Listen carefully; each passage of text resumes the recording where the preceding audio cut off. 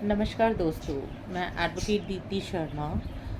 मैं आज बहुत ही एक गंभीर विषय में चर्चा करने आई हूँ और ये वीडियो बना रही हूँ। मैंने एक केस के बारे में सुना था। पहले मैं बता दूँ कि मैं मेन जो है वो बिहार से बिलोंग करती हूँ और मेरा बॉर्न और रेज्ड अप जो है, मेरा पालन पोषण वो बंगाल में हुआ है, कोलकाता में। और उसके बाद मैं दिल्ली आ गई और दिल्ली में अपना प्रैक्टिस कर रही हूँ एडवोकेसी का। आपने एक केस के बारे में तो सुना ही होगा। ये एक बहुत ही संवेदनशील और गंभीर विषय है। ऐसी घटनाओं पर दी जाने वाली इस बात भी अगर लोग कहें तो न्याय, मानवता और संवैधानिक अधिकारों का स्वर मुखर होना चाहिए। मैं आज कुछ बात बोलने आई हूँ कानूनी तौर पे और एक सामाजिक और मानसिक तौर पे जो इंसान आजकल इस तरह की घटनाओं की वजह से जो झेल रहे हैं, तो मैं उसके ऊपर बात चर्चा करने आई हूँ। आज का टॉपिक तो कोई विशेष नहीं है। नफ़रत के ख़िलाफ़ और न्याय के पक्ष में मैं कुछ बोलना चाहती हूँ। सभी दोस्तों को मेरा नमस्कार है। आज मैं एक ऐसी घटना पर बात करने के लिए खड़ी हुई हूँ जिसने हम सभी के मानवीय मूल्यों और कानून व्यवस्था पर एक गहरा सवाल जो है छोड़ता है, गहरा सवालिया निशान लगा दिया है।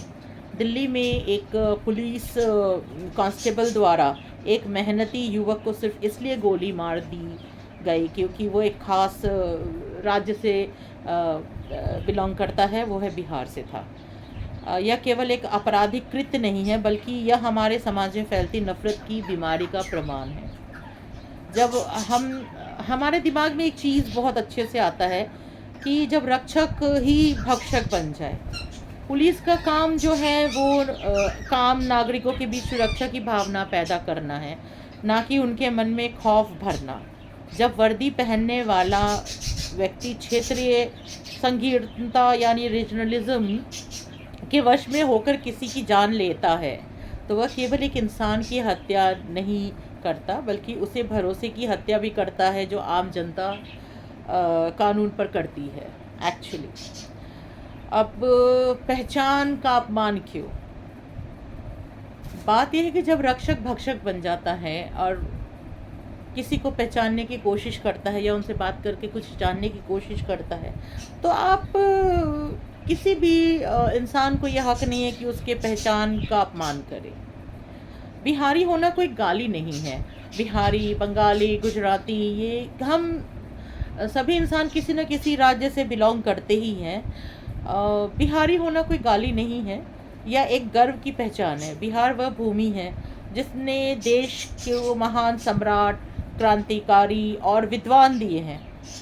एक युवक जो अपना घर छोड़कर दूसरे शहर में मेहनत मजदूरी कर रहा था, वह देश की अर्थव्यवस्था में अपना योगदान दे रहा था। उसे क्षेत्र के नाम पर अपमानित करना और फिर हिंसा का शिकार बनाना हमारी मानसिकता को के गिरावट को दर्शाता है एक्चुअली। ये कहाँ का न्याय है कि आप उससे पहले पूछते हैं कि आप कहाँ से बिलोंग करते हो, और फिर जब वो बोलते हैं कि हम इस राज्य से हैं या उस राज्य से हैं, तो आपको अगर मन में कुछ घृणा आ रही है तो आप उसे गोली मार देंगे। यानी मैं बिहार की हूँ, फिर बंगाल में पली बड़ी हूँ, यूपी दिल्ली में रह रही हूँ, तो मुझे क्या आप 4 गोली मार देंगे? यानी कि मतलब मैं जिस जिस राज्य में रह के आई हूँ या जिस जिस देश में रह के आई हूँ, उससे अगर आपको नफ़रत है तो उतनी गोलियाँ आप मेरे बदन में दाग देंगे? ये तो कोई बात नहीं हुई। हमारी पहचान को अपमान क्यों किया जाता है? बिहारी होना या बंगाली होना या गुजराती होना कोई गुनाह नहीं है। आप भी जो कांस्टेबल जी हैं वो कहीं ना कहीं से तो किसी न किसी राज्य से ही बिलोंग करते होंगे, तो उनके मान सम्मान को तो किसी ने अपमान नहीं किया। तो उस बेचारे कमज़ोर से इंसान को क्यों इस तरह से व्यवहार क्यों किया गया, क्यों उनके पहचान को अपमान किया गया? हमारा जो तीसरा बात है संविधान और समानता का अधिकार हक की बात हम करते हैं। हमारा संविधान यानी कॉन्स्टिट्यूशन हम देश के किसी भी कोने में रहने और काम करने की आज़ादी देता है। आर्टिकल 14 और 15 स्पष्ट रूप से कहता है कि धर्म, जाति या जन्म स्थान के आधार पर किसी के साथ भेदभाव, डिस्क्रिमिनेशन नहीं करना चाहिए। नहीं किया जा सकता है डिस्क्रिमिनेशन, ये पॉसिबिलिटी नहीं है, क्योंकि हमारा स्वतंत्र देश है। अब ये एक डेमोक्रेटिक कंट्री है। क्या हम आज भी इसी बुनियाद अधिकारों की रक्षा करने में विफल हो रहे हैं? ऐसा हमें महसूस होता है। आप बताइए। हम जो मांग करते हैं सरकार से, कि हम मांग करते हैं कि दोषी के खिलाफ त्वरित और सख्त कार्रवाई की जाए ताकि वर्दी की गरिमा बनी रहे। मामले की सुनवाई फास्ट ट्रैक कोर्ट में हो ताकि पीड़ित परिवार को दर दर न भटकना पड़े। पुलिस प्रशासन में एक ऐसा संवेदनशीलता कार्यक्रम, सेंसिटिविटी ट्रेनिंग चलाई जाए ताकि वे हम नागरिक का सम्मान करना सीखें।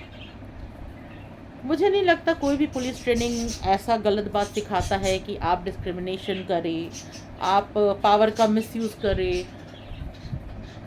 इस तरह की कोई भी चीज़ें ट्रेनिंग में नहीं सिखाई जाती है।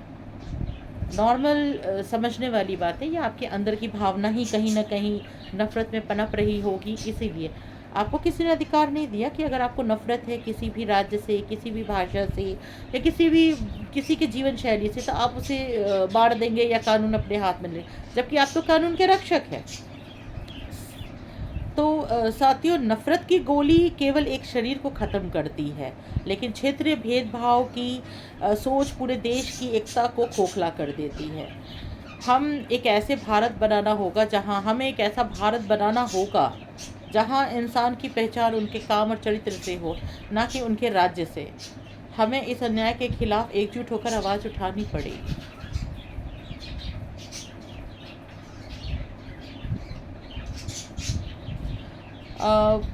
फिर आगे अगर हम बोला जाए तो ये जो discrimination, hate speech, custodial violence के गंभीर पहलुओं को छूता है। जब कोई सरकारी कर्मचारी किसी खास क्षेत्र या मूल स्थान, प्लेस ऑफ बर्थ के आधार पर भेदभाव करते हुए हिंसा करते हैं, तो यह भारतीय संविधान के मौलिक अधिकारों का सीधा उल्लंघन है। इस विषय पर हम क्या स्पीच और कानूनी तर्क दे? अगर कुछ कहना चाहती हूँ कानूनी, तो इस प्रकार है। कुछ केस रेफरेंसेस में देना चाहती हूँ, जैसे नवतेज सिंह जौहर वर्सेस भारत संघ 2018। ये केस अलग संदर्भ में था, लेकिन इसमें सुप्रीम कोर्ट ने संवैधानिक नैतिकता यानी कॉन्स्टिट्यूशनल मोरालिटी पर बहुत जोर दिया था। सारांश है कि अदालत ने कहा था कि समाज की बहुमत वाली सोच चाहे जो भी हो, किसी भी व्यक्ति के साथ उसकी पहचान के आधार पर भेदभाव नहीं किया जा सकता है। राज्य का कर्तव्य है कि वह हर नागरिक के सम्मान, डिग्निटी की रक्षा करे। आप कह सकते हैं कि किसी को बिहारी कहकर निशाना बनाना व्यक्ति की गरिमा और संवैधानिकता, नैतिकता के विरुद्ध है। दूसरा केस रेफरेंस है अर्नेश बनाम बिहार राज्य 2014। यह केस पुलिस की शक्तियों के दुरुपयोग को रोकने के लिए जाना जाता है। इसका सारांश है, सुप्रीम कोर्ट ने पुलिस द्वारा की जाने वाली मनमानी गिरफ्तारियों और बल प्रयोग पर कड़ी आपत्ति जताई थी। कोर्ट ने स्पष्ट किया था कि पुलिस को यह नहीं भूलना चाहिए कि वह एक कानून के ऊपर नहीं है। हमें कभी भी नहीं भूलना चाहिए कि हम कानून के ऊपर नहीं हैं। यह दिखाने के लिए कि पुलिस द्वारा अपनी शक्ति का इस्तेमाल डराने या हिंसा करने के लिए करना कानूनी प्रक्रिया का उल्लंघन है।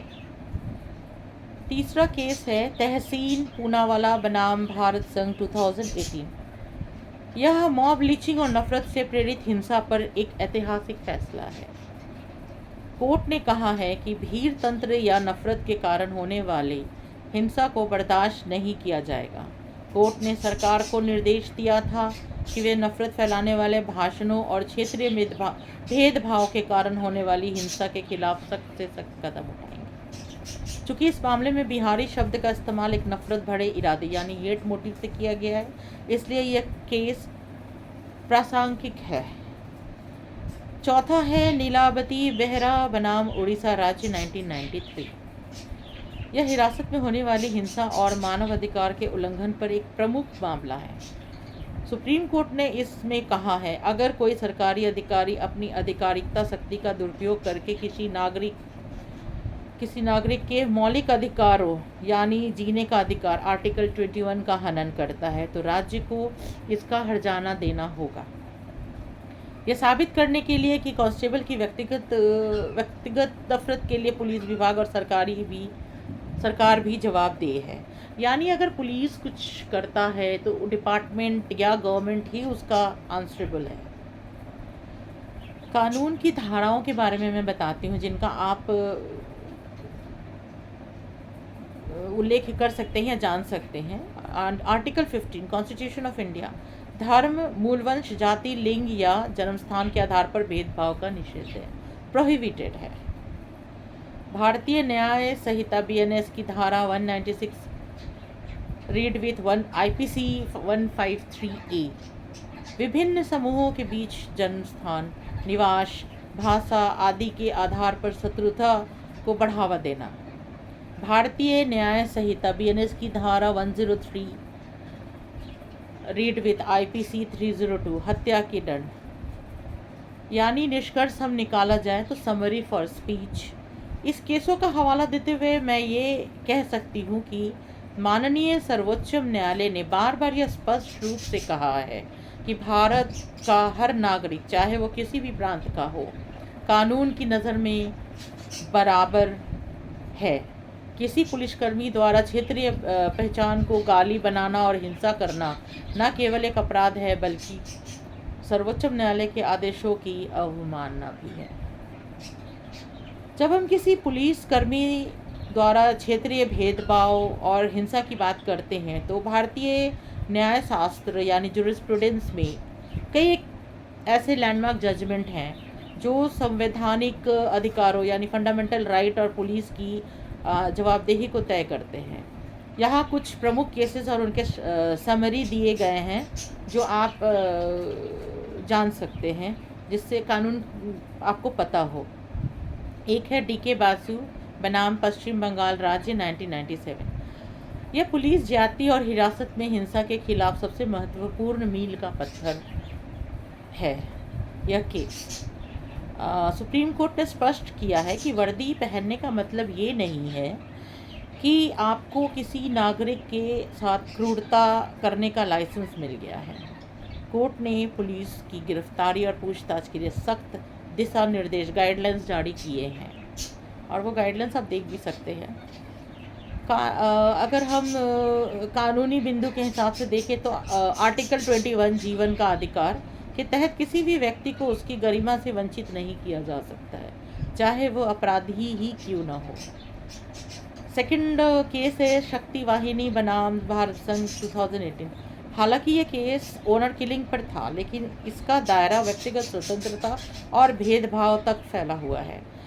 कोर्ट ने कहा है जब दो वयस्क या दो नागरिक आपस में संवाद करते हैं या किसी भी कहीं भी तो कोई भी तीसरा पक्ष या भीड़ उसकी पहचान के आधार पर उस पर हमला करने का अधिकार नहीं रखता है।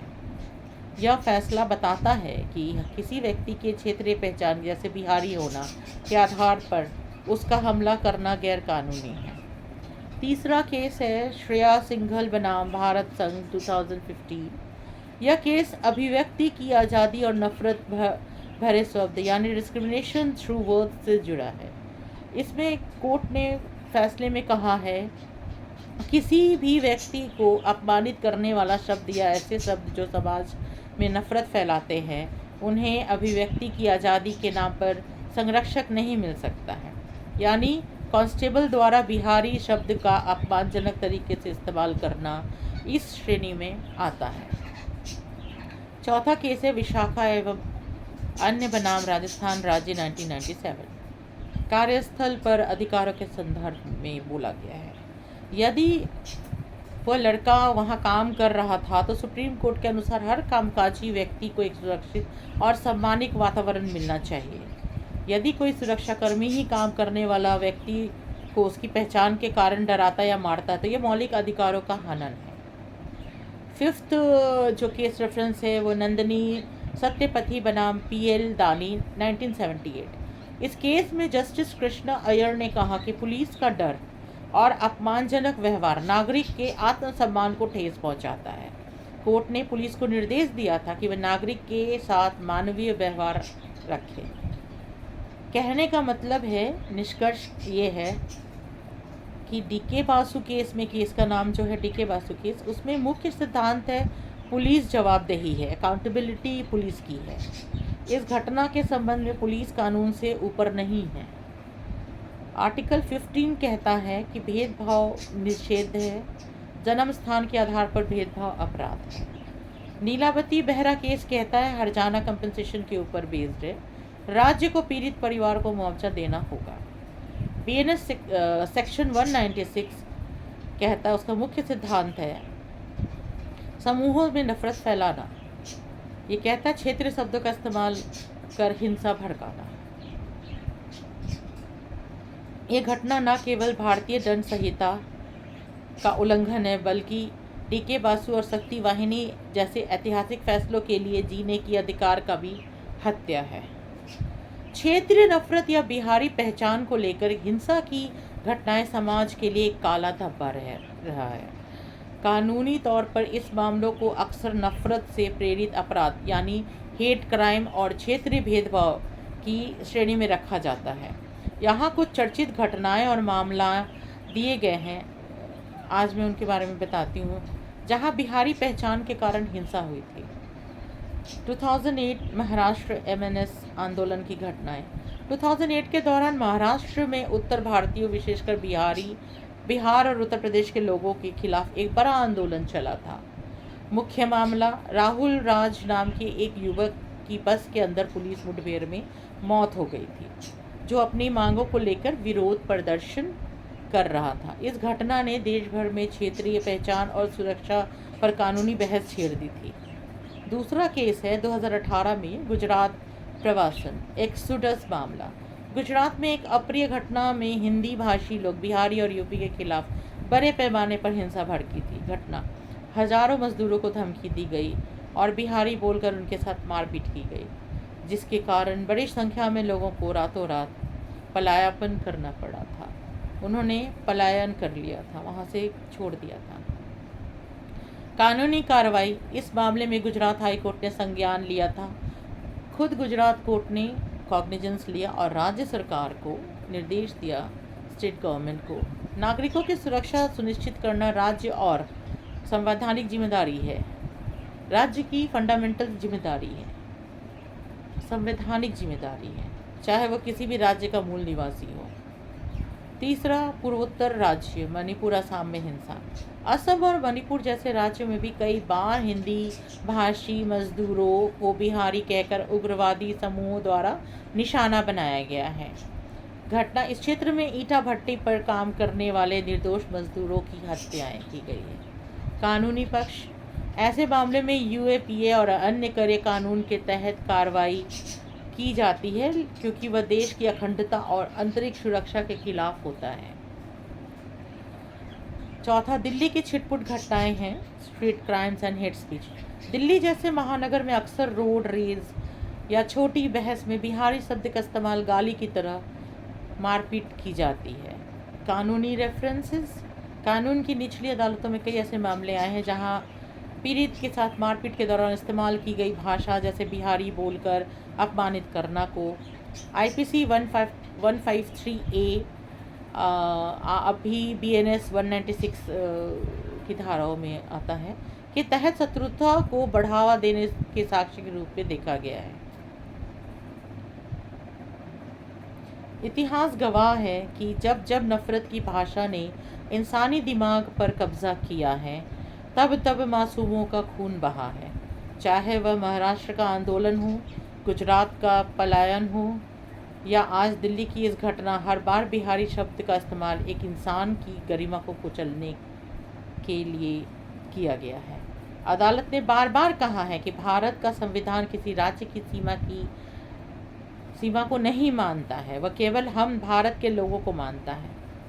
फिर क्यों एक वर्दीधारी को यह हक मिल गया कि वह किसी भी जन्म स्थान को उसकी मौत की वजह बना दे?